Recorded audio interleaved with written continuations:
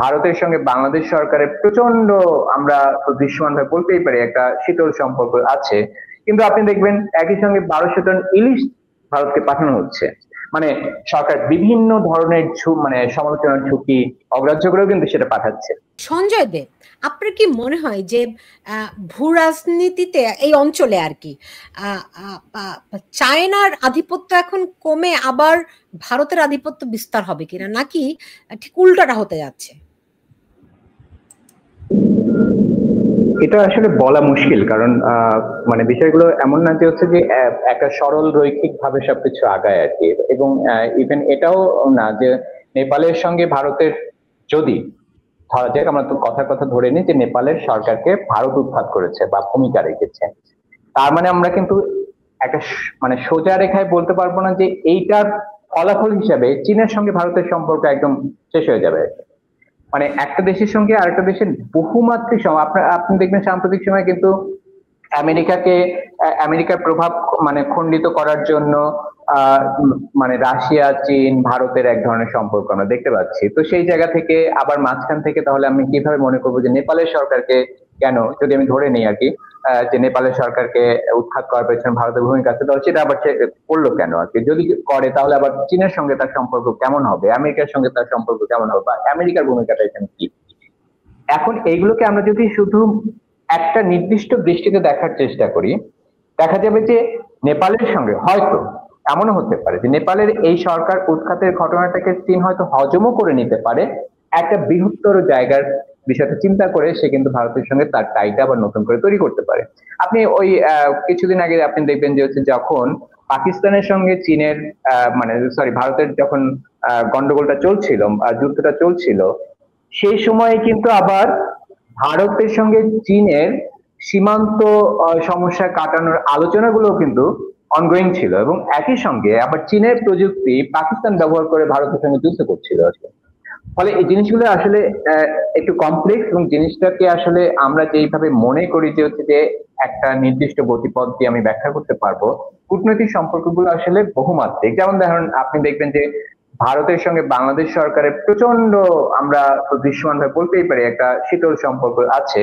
কিন্তু আপনি দেখবেন একই সঙ্গে 1200 টন ইলিশ ভারতকে পাঠানো হচ্ছে। মানে সরকার বিভিন্ন ধরনের মানে সমালোচনার ঝুঁকি অগ্রাহ্য করেও কিন্তু সেটা পাঠাচ্ছে। ফলে এই যে মানে বিভিন্ন মাত্রাগুলো আর কি, মানে একটা রাষ্ট্রের সঙ্গে আরেকটা রাষ্ট্রের সম্পর্ক আসলে আমরা শুধু সেভেন সিস্টার দখল করব আর সঙ্গে সঙ্গে সবকিছু বন্ধ হয়ে যাবে, ভারত এসে আক্রমণ করবে বা আমরা গিয়ে হচ্ছে দখল করব, বিষয়টা ওই জায়গায় সবসময় থাকে না। ফলে এটা একটা বহুমাত্রিক একটা জায়গা, আমি এইভাবেই দেখি। এবং আমার মনে হয় না যে নেপালের সঙ্গে আসলে। সঞ্জয়, আমরা দেখলাম জেনজিরা বলছে তাদের আন্দোলন বেদখল হয়ে গেছে, হাতছাড়া হয়ে গেছে, রাইট? আমাদের জেনজিরা তো এখনো এই কথা স্বীকারই করলো না। এটা খুব ইন্টারেস্টিং এক ব্যাপার। আচ্ছা সঞ্জয় উত্তর দিন। আচ্ছা আমি একটু বলি, তারপর মুর্শিদ ভাই বলবেন। সেটা হচ্ছে যে আমি কিন্তু মুর্শিদ ভাইয়ের কথা ধরেই বলি আর কি। মুর্শিদ ভাই কিছুক্ষণ আগে বলেছেন যে হচ্ছে যে এই নেপালের ঘটনা আসলে এইগুলা কি হবে, মানে প্রভাব বা এই ঘটনা বা ওই দেশের মধ্যে আসলে পরিস্থিতি কতদূর যাবে, সেটা নিয়ে আসলে এখন পর্যন্ত আমরা পরিষ্কার বুঝতে পারছি না। কিন্তু একই সঙ্গে আমার কিছু সিগনিফিকেন্ট বৈশিষ্ট্য চোখে পড়েছে, যেইটা আমার কাছে মনে হয় যে বাংলাদেশে যেসব ঘটনাটা 5 আগস্ট পরবর্তী সময়ে ঘটেছে, সেটা এই রিজিয়নের জন্য কিন্তু বিভিন্ন দেশের মানুষের জন্য একটা ভালো শিক্ষার উপাদান হিসেবে যোগ হয়েছে। যে কারণে আপনি দেখবেন গত রাতেই নেপালের জেনজিরা বলেছে যে হচ্ছে যে আমাদের মতো অন্য লোক ঢুকে গেছে, তারাই এই ঘটনাগুলো ঘটিয়েছে এবং আমরা তাদের সঙ্গে নাই। বাংলাদেশে কিন্তু আপনি আসলে এই রকম একটা স্পষ্ট ভয়েস 5 আগস্টের পরে দেখতে পাবেন না। বিভিন্ন সময় হচ্ছে যে হয়তো খুব মৃদু স্বরে বলা হয়েছে, কিন্তু আসলে আমার বরং একটা সন্দেহ তৈরি হচ্ছে। আমরা দেখলাম এই যে তাসনিম জারারা মাত্র মাসখানেক আগে বোধহয় তারা নেপাল ঘুরে এলো। আমার বিশ্ববিদ্যালয় নেটওয়ার্কের অনেক শিক্ষকরা দেখলাম যারা এই আন্দোলনের সঙ্গে সক্রিয়, তাদেরকে দেখলাম নেপাল ঘুরে এসেছে। অনেক মানুষ কিন্তু গত 1-1.5 মাসে না ঠিক আছে আপা, আমি একটু এইখানে আপনাকে থামাই। আমার মনে হয় না যে নেপালে আসলে টার্মোয়েল তৈরির জন্য তাসনিম জারারা যথেষ্ট পরিমাণে শক্তিধর ব্যক্তি আর কি। তাদের কিছু এমবাসির সঙ্গে বৈঠক করতে গেছে এরকম কথাই তো আমরা শুনেছিলাম, রাইট? সেটার জন্য তাসনিম জারাদের এখান থেকে ডেকে নেওয়ার কোনো দরকার নেই, মানে ওনারা বাংলাদেশে যেভাবে ফেল করেছেন আর কি, তো একটা ফেল মানে চূড়ান্ত ভাবে আসলে ব্যর্থই তারা হয়েছেন আর কি, মানে আপনি ডাকসু অভিজ্ঞতা নির্বাচনেও শেয়ারিং দেখতে হতে পাচ্ছেন আর পারে, কি। How do you know. হ্যাঁ, সে তাহলে তো ব্যর্থতার অভিজ্ঞতা শেয়ার করতে হবে তাদের সঙ্গে, যদি শেয়ারিংটা হয় আর কি, সেটা আসলে তো একটা অভ্যুত্থানকে ব্যর্থ করে দেওয়া সম্ভব। সেটা যদি আলোচনা করতে তারা ডাকে, সেটা নিয়ে আমার কোনো আপত্তি নেই, কিন্তু আমার মনে জি হয় না যে তাসনিম জারার ওই নেপালি অভ্যুত্থান ঘটিয়ে বা ঘটনার পরিকল্পনা করে আসতে পেরেছে। তো যাই জি মুর্শেদ ভাই এটা ভালো জি বলতে পারবে। মুস্তফা আহমেদ মুর্শেদ। জি না না, আমার কাছে এরকম মনে হয় না। দেখুন, আমার তো দুইটা দূতাবাসে শিকি শতাব্দী কাজ করার অভিজ্ঞতা পলিটিক্যাল ডেস্কে। তো গেম প্ল্যানিং, যদিও জাপানিজ আর জার্মানরা, আমি একটু ক্লিন কাট নোট বলিনি, না হলে আবার ভুল বুঝাবুঝি হবে, তারা, আমি যদি বাংলাদেশের চ্যাপ্টারের দিকে ছিলাম, এমন কোনো ভূমিকা রাখে নাই যাতে করে আনরেস্ট হয়। কিন্তু দূতাবাসে ডিপ্লোম্যাটসরা কোনো একটা বিষয় ঘোট পাকাতে কি কৌশলে খেলে, সেটার জন্য এই আরেক দেশ থেকে এরকম আরেকজনকে নিয়ে কিছু করার শুনবার দরকার নেই।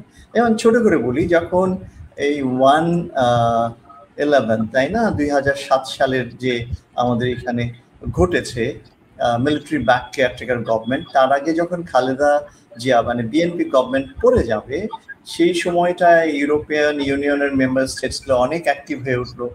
আমি দেখুন তখন রাজনৈতিক উপদেষ্টা জার্মান অ্যাম্বাসিতে এবং পুরনো ব্যক্তি, তো ওইখানে যে রাষ্ট্রদূতরা বসে যে আলোচনা করত, এবং সেইখানে সেই আলোচনাগুলো আমরা যারা বিভিন্ন ধরনের অ্যাসাইনমেন্টে যুক্ত ছিলাম, আমাদের সঙ্গে এই বাংলাদেশের পত্রিকা, ব্যবসা, রাজনীতি, এই সামাজিক এই মাঠের বড় বড় মুরব্বীরা দেখা করত, এবং বিএনপি আওয়ামী লীগের রিফর্মিস্ট গ্রুপ যাদেরকে বলা হয়, তারা অ্যাপ্রোচ করত কিভাবে মিটিং করবে, অর্থাৎ সবটা মিলিয়ে -2 থিওরি, কিভাবে হাসিনা খালেদাকে একদম বাংলাদেশের মাটির থেকে পরিষ্কার বাইরে রাখা, কিভাবে এইখানে মিলিটারি ব্যাক গভর্নমেন্টটাকে আরো দীর্ঘস্থায়ীভাবে রেখে দেওয়া।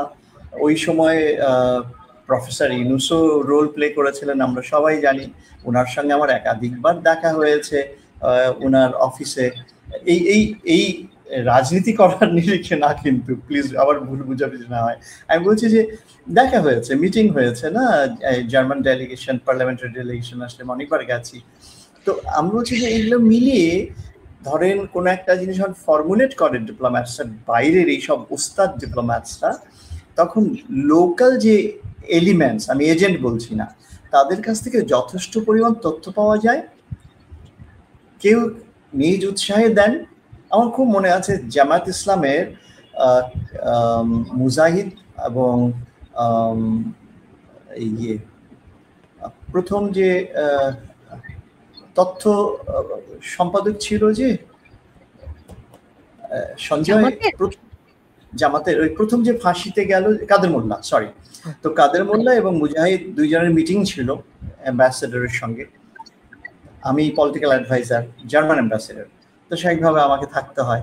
তো ওখানে ওনাদের যে অ্যাপ্রোচগুলো ছিল, সেগুলো তৎকালীন যে রাষ্ট্র কাঠামোয় যারা, তাদের কাছ থেকে কিভাবে রাষ্ট্র কাঠামোটাকে একটু দুর্বল করা যায় এবং নিজেদেরকে আরো ক্ষমতাবান করা যায়, এরকম মানে আমি খুবই স্বাভাবিক সংযতভাবেই আমাকে কথাগুলো বলতে হচ্ছে, আমার পক্ষে অত খুলে বলা সম্ভব না। আমি শুধু বলতে চাই যে যখন আমরা মনে করছি বিদেশি শক্তি একটি দেশের রাষ্ট্র ক্ষমতা পরিবর্তনে যুক্ত, যেই বিদেশি শক্তি হোক না কেন, তার ভূমিকা পালনে ওই দেশের মাটিতে কিছু ইনস্ট্রুমেন্ট থাকে, সেই ইনস্ট্রুমেন্টগুলো ভূমিকা পালন করে। কিন্তু তার আগে আবারও আমি শুরু করেছিলাম যেখান থেকে, প্লিজ এই ভূমিটা তৈরি করার পিছনে প্রথম দায়ভাগটা হচ্ছে ক্ষমতাসীন রাজনৈতিক পরিকাঠামো।